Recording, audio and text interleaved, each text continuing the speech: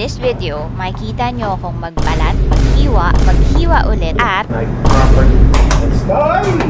as I take the Foundations of Cooking course at the Center for Asian Culinary Studies.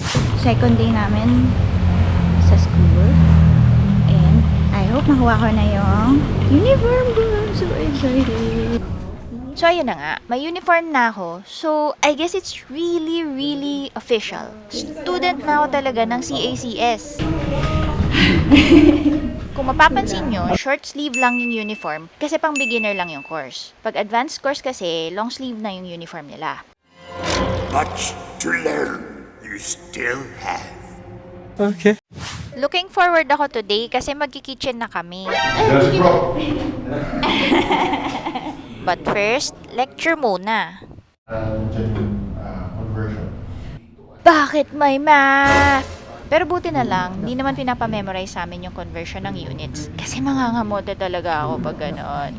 Parang training lang siya ng pag-estimate ng conversion. Para unang tingin pa lang sa recipe, alam na namin agad kung tama ba yung sukat ng ingredients.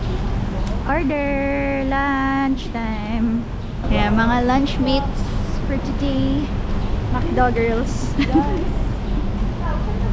Yeah, out for delivery pa lang din.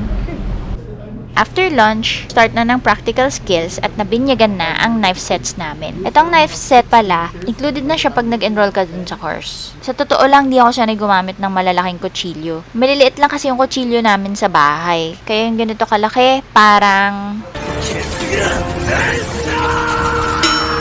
Di ko in-expect na ang dami ko matututunan sa paggamit ng kitchen knife, like yung balance at finger guard. Surprising kasi araw-araw ko naman siyang ginagamit. May mga knowledge din na parang familiar na ako, pero di ko fully naiintindihan until now. Gaya nitong paggamit ng knuckles para i-guide yung kutsilyo sa chopping. But the biggest takeaway for me is this. There are not wrong ways to hold the knife. It's just not the right way to hold it for a particular task. That's what Part din ng knife skills training yung different kinds of cuts and techniques para makagawa ng uniform sizes sa paghiwa. Kaya for me, nabara-bara yung style na nakasanayan sa bahay. Ang hirap niyang gawin. Bagay mo naman! Pagkatapos mo magbalat ka ng patatas! Thankfully, pang restaurant lang yung ganitong method. Kasi una, for aesthetic lang naman yung ganitong cuts.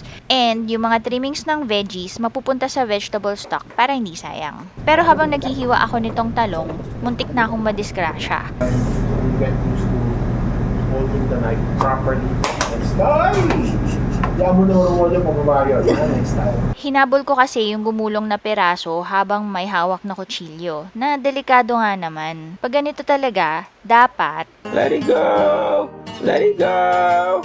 Let it go. Let it go. Go. feeling ko nung una ako lang yung walang kaalam-alam. Tapos parang mala Hell's Kitchen yung papasukan kong class. But my second day experience showed me that everything's going to be okay. Kasi lahat nga naman kami dito, mga beginner. At bawat isa sa amin, nagsisimula lang din in our own way. Oh, move your 3 fingers. Naman na naman siya. Yun na, malapit ka na doon. Tama yun. No, it's like you're gripping, you're trying to grip this. Here. So, Yan, kaganyan. Yan. Pag-ganyan movement. Very beginner-friendly din yung approach sa amin ng instructor na si Chef Francis. Whenever we have questions, he answers in a simple yet very informative way. Ang dali niya i-approach kapag may mga bagay na gusto naming ipa-clarify. So, ayan. After class, kanya-kanyang linis ng knives. Sa dami na natutunan ko today, di ako makapaniwala na second day pa lang. Hindi pa nga kami nagluluto eh. At dahil hangover pa ako sa unit conversion lecture kanina, may naisip tuloy akong gawin bago umuwi. Drive-thru tayo ng quarter pounder kasi interesting yung sinabi nung chef kanina na baka ang quarter pounder ng Pilipinas ay kasama ang bread and ketchup and mayo. So, tingnan natin kung totoo. Thank you!